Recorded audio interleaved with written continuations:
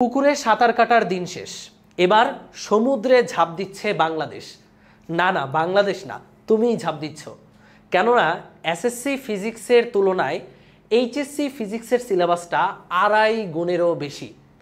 যেখানে তুমি SSC physics complete করার জন্য পাক্কা 2 বছর সময় পেয়েছিলে, সেখানে এইচএসসি ফিজিক্স তোমার কমপ্লিট করতে হবে মাত্র 18 মাসে।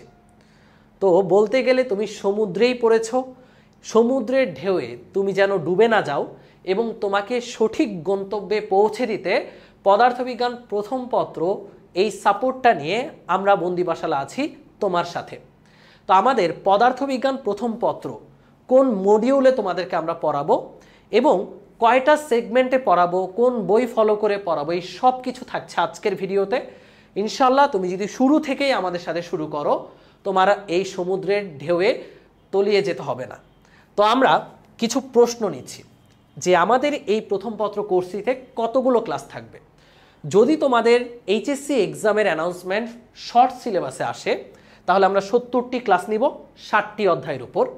আর যদি ফুল সিলেবাসের অ্যানাউন্সমেন্ট আসে, তাহলে 85টি ক্লাস নেওয়া হবে টোটাল প্রথম পত্রের 10টি অধ্যায়ের উপর। তো এগুলো হচ্ছে এনাফ সংখ্যক ক্লাস।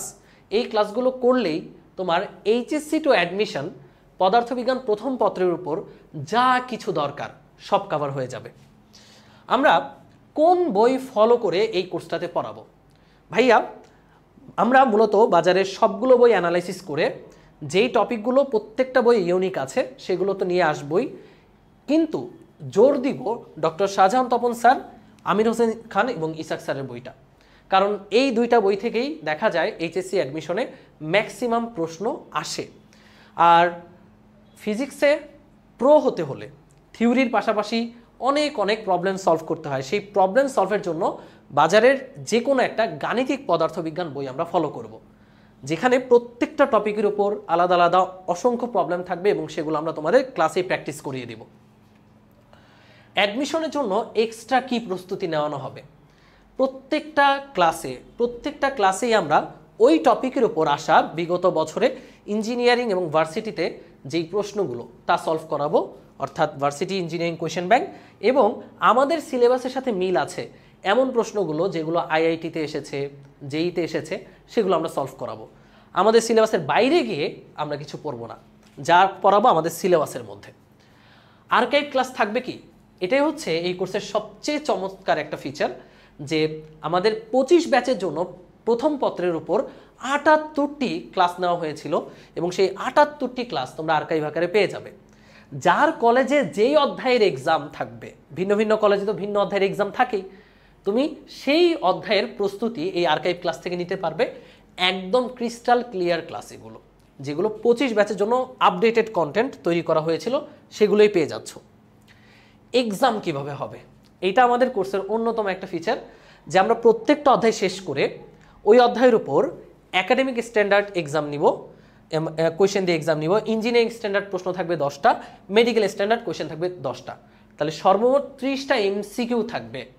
তো 30টা এমসিকিউতে তুমি এক্সাম দিবা।